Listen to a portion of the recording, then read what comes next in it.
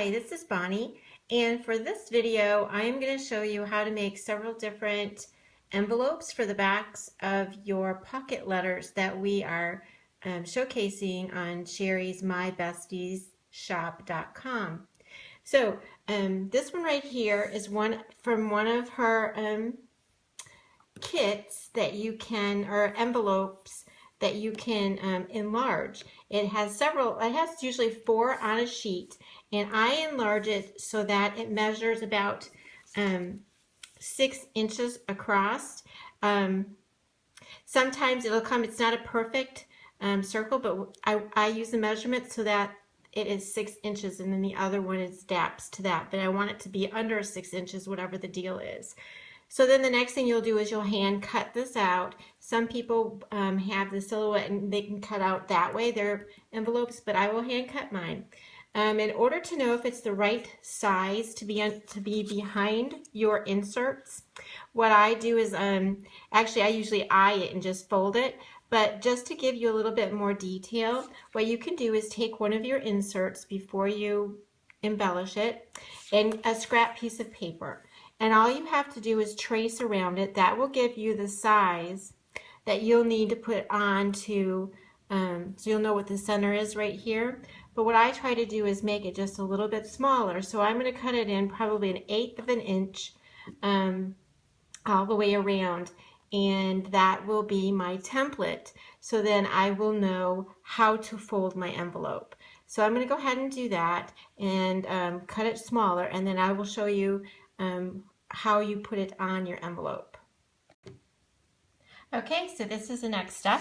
You are going to be taking your insert and the piece that you cut out from your scrap, and you're going to be measuring that on the back side. I don't know if you can see that, but make sure you leave at least 1/8 of an inch. You can even add 1/4 of an inch depending on how big you really want your envelope to be, and that will tell you that you've got the right size for your envelope. And the reason I'm not giving you dimensions is because everybody's printer prints off their inserts differently, so it works better if you can do what I'm doing it this way. Just use whatever insert that you've cut out and then go in at least 1/8 of an inch.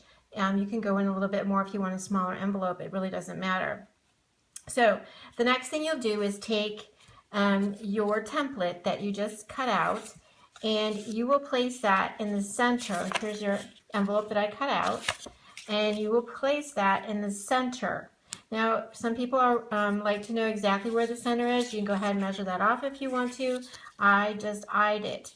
And then what I did, and I've already got the creases in here, is I folded it in, and there's a little bit of excess right there you can see on both sides. To me, it's just not a science that it has to be absolutely perfect. It's just an envelope, and as long as it fits on the back. And then I went like that, and then I pulled up both ends this way. You can tape these down if you want to, and then just have this opened at the top if you want. You can tape just, you have to make sure when you tape, you just tape right here so that it adheres to what's underneath. What I did in all of the ones I've showed you so far is I actually made a square. But this works fine. You can do it in, any way that you want to. And then actually you can just tape that right down if you want to. What I did for the other ones that I've showed you so far is I have put a ribbon. I put a ribbon across this way, but this one is opening up vertical. I can change that around and make it open up horizontal too. And so I would put my ribbon so it would run vertical because it's going to be opening vertical. Now if I wanted it to be horizontal, I will just fold it up differently. Crease that so that it goes this way. Whoops, not folding very good for me because I need to look at that a little bit better. Okay.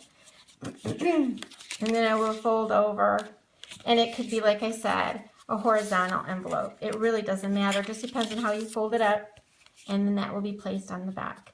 And again, I tie mine with a ribbon. Again, you don't have to do it that way. There's even a special little punch from Stampin' Up! That will make a little slit here so you can slide it in so it'll stay down for you. So that's one idea. I'm going to show you some other ideas, but that's the one. If you're going to be using Sherri's envelopes, this is my suggestion. Again, it doesn't have to be this size. I cut it out, like I said, roughly at 6. You can make it smaller using the same concept as what I told you. If you're making it smaller, then the insert that you, or the template you're going to use will be smaller here on your back. So whatever template you use, you will fold around it. It's just a matter of playing around and figuring out what size you like best for your pocket letters. So we'll continue on with other ideas. Thank you. I have decided after I completed this part of the video that I'm just going to be doing individual videos for each different type of envelopes. I think it'll be easier that way. Then you can associate with the one that you purchased instead of having to watch all the video of all the different envelopes. I'll just have videos for like envelope 1, envelope 2. This will be envelope 1 for you to try out. Thanks so much, and please don't forget to subscribe so that you can see more of the envelopes if you want to see how to make them, and other pocket letters, and also our other design team members coloring with Copics. It's fantastic, and designing our cards in tutorials. Again, please subscribe and comment. I'd love to see what you make. Just put a link below. And I will have all the information you need in the description box. Thank you.